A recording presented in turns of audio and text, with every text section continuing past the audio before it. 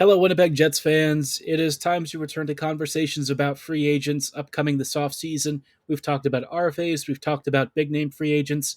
This episode, I wanted to take a little bit of a step back and talk about some guys who might be underrated gems, whether it's filling in the Manitoba Moose roster or looking for guys who could conceivably play a more depth role for the Winnipeg Jets and give us some of that always really helpful insurance in either the bottom six or maybe even one of the third pairing spots. We'll take a look at guys who might also be a little bit overlooked for more elevated roles, all coming right up on tonight's episode of Locked On Winnipeg Jets. You're Locked On the Hockey Jets, your daily podcast on the Winnipeg Jets. Part of the Locked On Podcast Network, your team every day.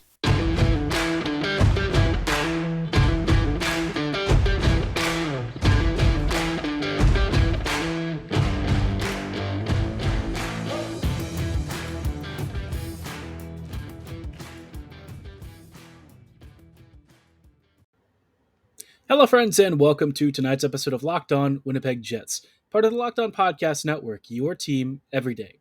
I'm your host, Harrison Lee, an avid Winnipeg Jets fan and an online blogger.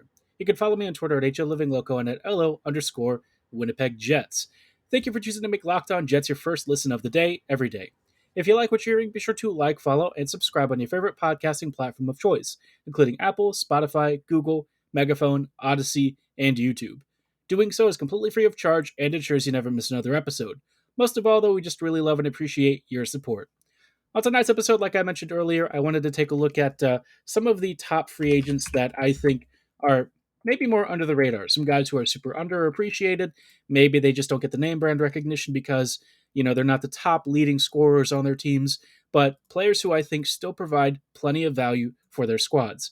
I'll be looking at guys who I think are worth maybe like a league minimum deal or something cheap. And it's not just going to be players who are NHLers. I might also be interested in guys who could conceivably help the Manitoba Moose because obviously the Moose are likely to graduate more than a handful of players next season.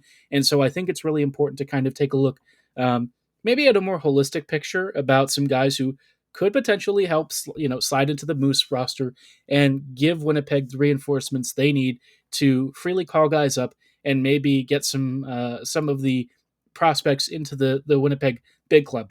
Because if there's one thing the Jets don't really do, it's graduate a lot of Moose players full time. That is kind of a weakness with this team, and I've seen stuff on Twitter about unnamed NHL executives or staff members suggesting that when it comes to development, the Jets haven't always succeeded. So I do agree with that in a manner. I do think that the Jets have some work to do, especially graduating some of their prospects who are kind of like in their early to mid 20s.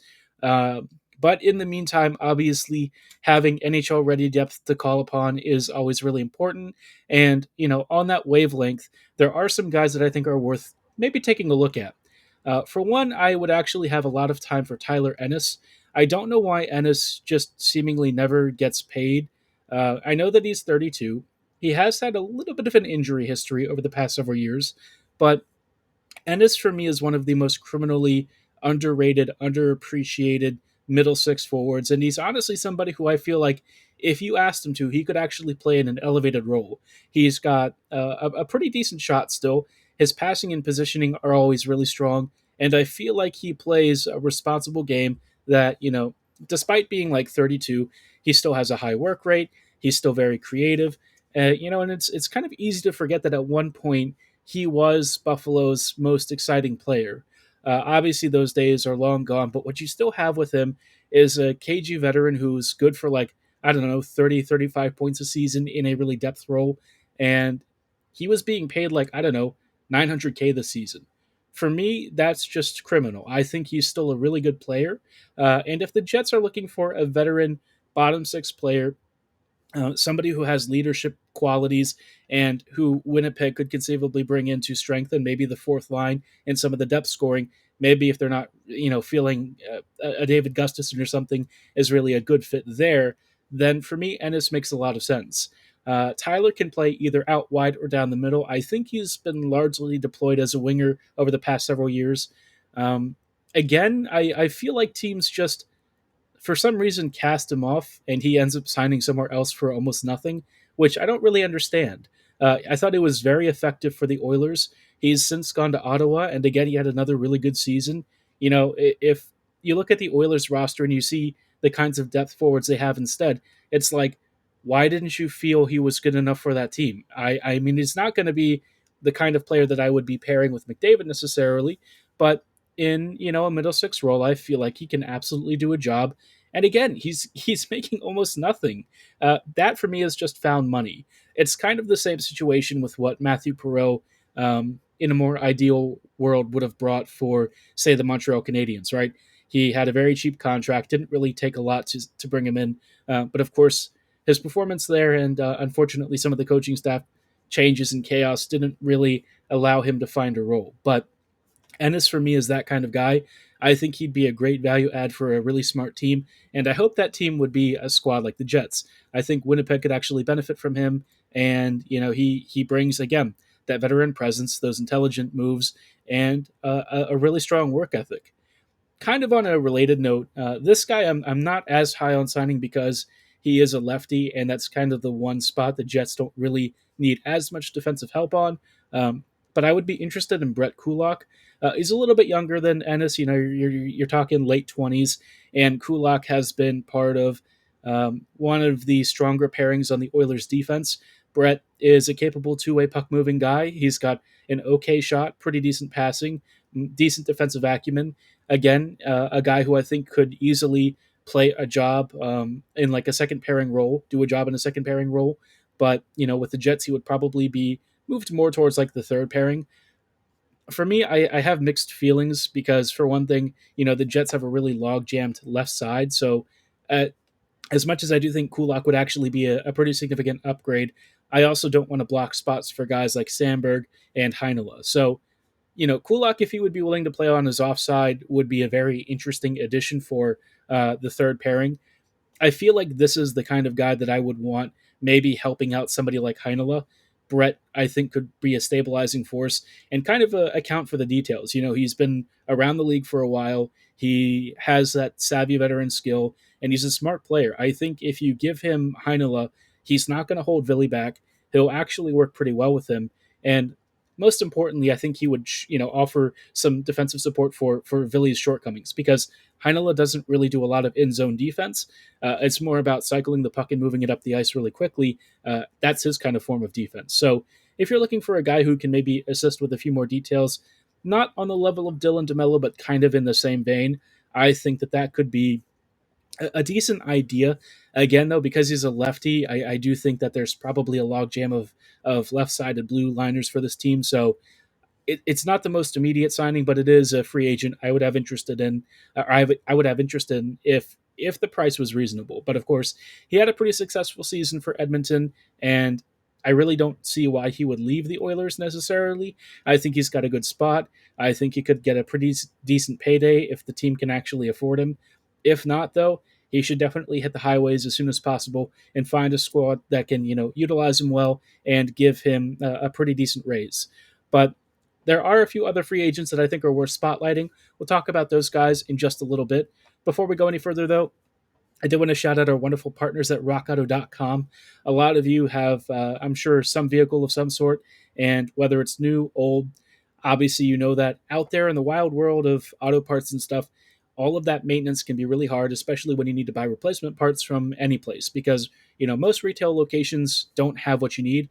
And if you go up to an auto store clerk, half the time they're just going to have to order something online anyway. So why waste time and money when you can go to rockauto.com and save both? RockAuto.com is a family-run business with over 20 years of experience serving DIYers just like you. More importantly, though, you actually will have a chance to save a ton of money. They might have one part that you saw in a retail store for around $350. Well, RockAuto.com has that same pump or other part for around $210. You're getting around $100 off. You're ordering from the comfort of your own home, and you're not wasting time, and especially wasting gas now because going out these days is pretty expensive. It doesn't really make sense to go anywhere else when RockAuto.com has a great selection and some of the most competitive prices in the business. And again, they're a family-run business with great customer service because they understand your needs and want to make the most pleasant experience possible buying auto parts for your vehicle. If you're interested, go to rockauto.com right now and see all the parts available for your car or truck. Write Locked On in the How Did You Hear About Us box so they know we sent you. Amazing selection, reliably low prices, all the parts the car will ever need. Visit rockauto.com right now. Hello, friends, and welcome back to this episode of Locked On Winnipeg Jets. We are taking a look at some underrated, gem free agent signings that I think are actually really worth investigating, whether it's for the Manitoba Moose or for the Winnipeg Jets. Obviously, these guys, some of them will actually have the ability to be players that you could call up in an emergency if it came to it. Of course, waivers are a concern here, so you can't bring in too many of these guys, but I think a couple of them could be potential depth options for the Moose, and also just helping the Moose out in general, because Manitoba last year was a pretty decent team, but obviously finishing was kind of a problem. We're not going to look at too many forwards that I think are going to be great additions for the Moose, but I do think that there is a defender who would actually be a good option if the team ends up losing someone like Heinola. But before we talk about those free agents, just wanted to say again, thank you for choosing to make Locked On Jets your first listen of the day, every day.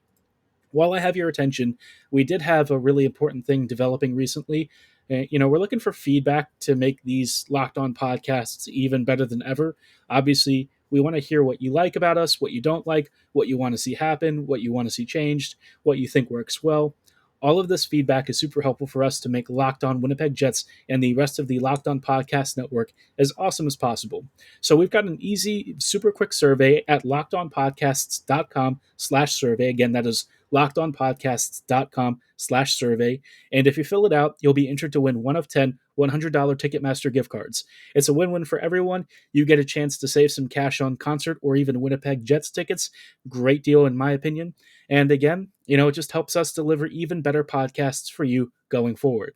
Now, back to the topic at hand, which is free agency. I have a couple of guys that I've pulled aside. We talked about Tyler Ennis and, the potential option of somebody like Brett Kulak, who I think probably sits a little bit higher on the spectrum of what I would qualify as a rough diamond, because Kulak, I think, is going to get paid as somebody who's like a bit more of a higher end free agent, not like an elite player necessarily, but maybe like a middle tier guy.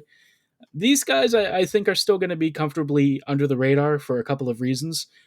Brogan Rafferty, for me, would be one of those guys who I think would actually be potentially really helpful for the Moose. Manitoba is about to get some roster changes thanks to the Jets probably needing to use Moose players to graduate up to the NHL level, take up some spots, and also save some cash, because obviously the financials over the past couple of years have not been great for the league. And so it's really important for teams to try and save money where they can. I think that's why you saw a lot of teams with guys that, frankly, I didn't even know were in the NHL. There were a lot of random players who I think it's awesome for them to get an NHL payday. You live in the minor leagues, you get a fraction of an NHL salary. So I am all for it. I think it's great. It does mean that, depth players, the quality, I think, over the past year or so definitely took a bit of a dive for some teams, but I don't know that that's necessarily the worst thing. It does mean that some guys, again, are getting NHL paydays, and I'm all for that. I'm all about workers' rights, and I feel like that's probably an actually okay development. For me, Rafferty is kind of one of those guys who could be one of those tweeners. He hasn't really played a lot at the NHL level, and I feel like when he was with Vancouver, there was some hype about him potentially being a decent, third pairing option, but that never really panned out. And then he moved to, I believe it was the San Diego Gulls. His season there wasn't as good as it was with the Utica Comets, but I think, from what I understand, the Comets are a better team than the Gulls. I'm sure somebody in Anaheim is getting really mad at me and yelling, "No, that's not true." But my understanding is that the Gulls have been a little bit mediocre over the past couple of years. So for me, Rafferty would be, based on his brief sample size at the pro level, I think a great option to fortify Manitoba's top four defense. He's got pretty good shooting. He's got good passing. He's an effective two-way defender with good puck moving ability. I think that he could be a cheap option. You're looking for a player who could maybe even be a seventh defender if you were to sign him to like a two-way deal. Most likely, he would probably get just an AHL deal or something, and I think that that's perfectly fine. The Moose, for me, I would like to invest a little bit of support into, just because I feel like Manitoba honestly just deserves it. I think that this is a team that has gotten closer to playoff glory, especially this most recent playoff run, but obviously falling to Milwaukee in that opening round was pretty tragic. And I feel like with some tweaks and changes, you could actually turn that team into something super fun. But I think the roster is going to have a huge turnover over this offseason, so maybe Rafferty doesn't cover enough of the losses that they're about to incur. But again, I think he's a really solid option. If the Moose were able to bring him in, I'd be pretty happy about that, and I think he would do a nice job for the Winnipeg organization. Another player that I would have some interest in as maybe like a fourth liner and somebody who could potentially be a guy that you also stash with the Manitoba Moose is Dominic Simone. Simone, I think, was most recently with the Anaheim Ducks. His stay there wasn't anything particularly exciting, but I do think Simone, when he was with the Pittsburgh Penguins, was actually a pretty darn decent, middle six forward. He's the kind of guy that I think maybe had a habit of getting promoted into roles that were probably punching a little bit above his weight. Is he like the most elite forward? No. And I think his scoring record probably would put most people off. But I think what you're getting with him is a strong two-way forward with actually pretty darn good shot impacts on the ice. I don't know what his last season with Anaheim was like. Might not have been as good as it was with Pittsburgh because quite obviously, if you go to a Mike Sullivan system, that will favor pretty much anyone to look pretty decent. There are very few players who look bad under the Penguins coaching staff, but Simone would probably be pretty affordable. He's not super old either. He's like 27 or 28. So if you're looking for a guy who would be a budget fourth liner and somebody that could also be a potentially really good top six Moose option to give that Manitoba roster a little bit more finishing talent, I'd be down with that. He's been around the league for several years now, so it's not like he's inexperienced. Again, he hasn't played a ton of NHL games, relatively speaking, but for a value signing, I think he could be an option, and I wouldn't hate it at all.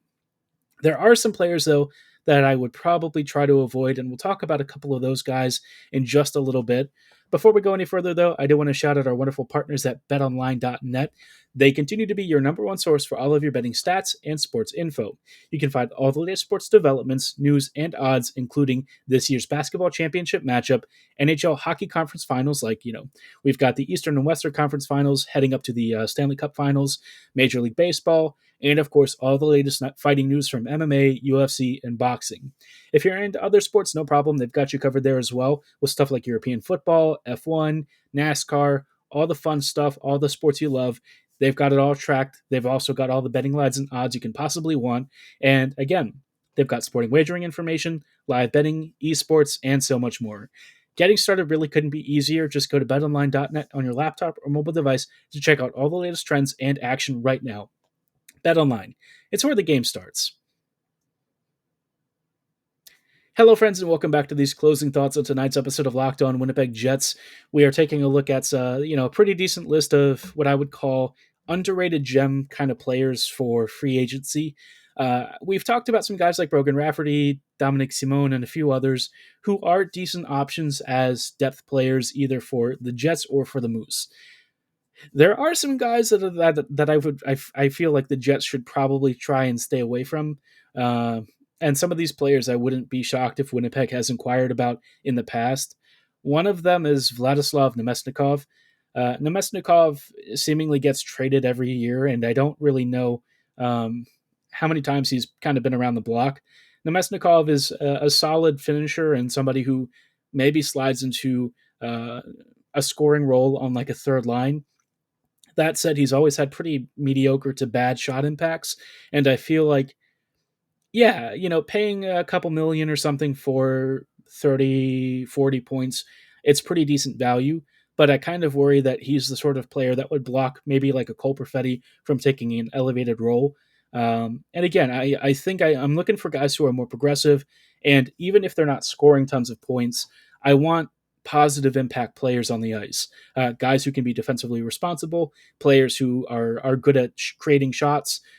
In football statistics, we talk about shot creating actions, and I feel like players who are consistently good at passing, build up play, setting up good offensive zone sequences, I'm more interested in that than I am just in players who finish.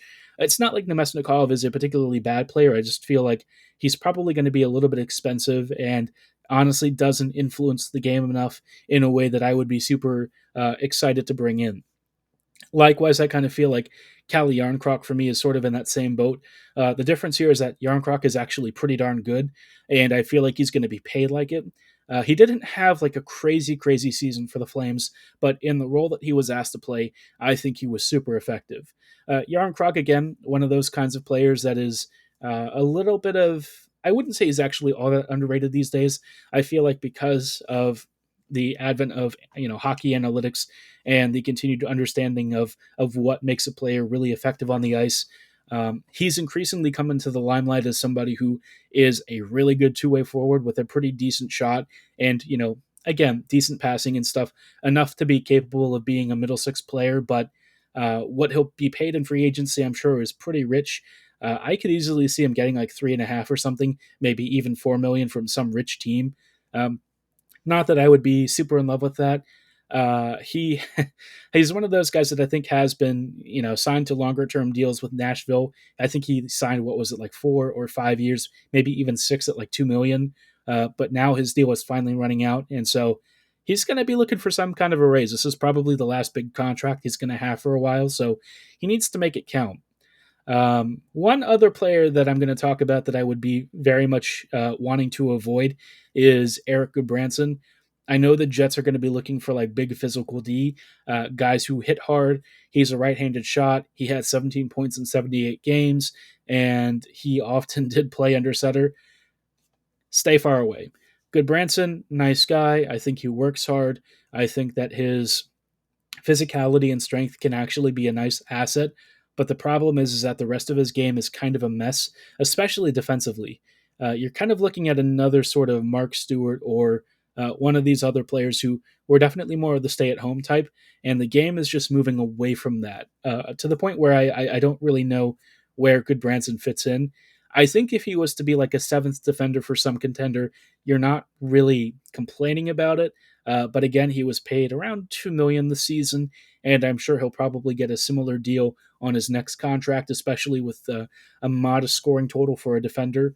But for me, Gudbranson just isn't a player that I'm that interested in, and I kind of worry that the Jets are going to look for some gritty physical type for whoever the next coach is going to be, and I don't want it to be, a 6 foot, 6'5" pylon or something that, blocks a roster spot from a prospect. I would rather the Jets kind of start the retooling and rebuilding process, giving some of their youth a chance to really seize these spots, than pick a guy who you basically know what you're getting with him, and it's going to be mediocre at best. So I'd be curious to know your thoughts on that. Do you feel like the team needs an Erik Gudbranson type of player, or maybe even a Justin Braun? There are plenty of guys out there like this who I think Braun's probably more than a little bit better than Gudbranson, but they're definitely in that similar sort of mold. And I feel the game has moved far enough away from that to where I just don't really see a spot, but maybe you disagree. Maybe you feel like this is the single thing the Jets are missing. Be sure to let me know at HLivingLoco and at LO_Winnipeg Jets on Twitter or in the YouTube comments below. Keep it tame and keep it civil. But for tonight's episode, that is going to be all the time that we have. We're probably going to continue talking about a few more other free agents. I think we've mostly exhausted the most interesting names so far, but there are some guys that I haven't talked about because I kind of want to wait to see what their contract status is and if they're talking about returning before I really focus on them. Some of these players like Valeri Nichushkin, I don't really see a reason why he would leave Colorado, but he is due for a major raise, and if Colorado can't afford him, he is a player that I could definitely see really smart teams pursuing and trying to bring in. But we'll save that for a future episode and talk about the odds of maybe Winnipeg bringing in one of these players and whether or not it's actually a smart choice on maybe, I don't know, Thursday or Friday. But again, for tonight's episode, that is going to be all the time that we have. Again, thank you so much for making Locked On Jets your first listen of the day every day. While you're at it, please make your second listen Locked On NHL. Locked On NHL covers the playoffs like no other. Hear the latest news and opinions from local experts every Monday through Friday. It's free and available wherever you get your favorite podcasts, same as where the Winnipeg, Locked On Jets podcast is. So again, like, follow, and subscribe right now. And as always, thank you for listening. Have a great night, and go Jets go.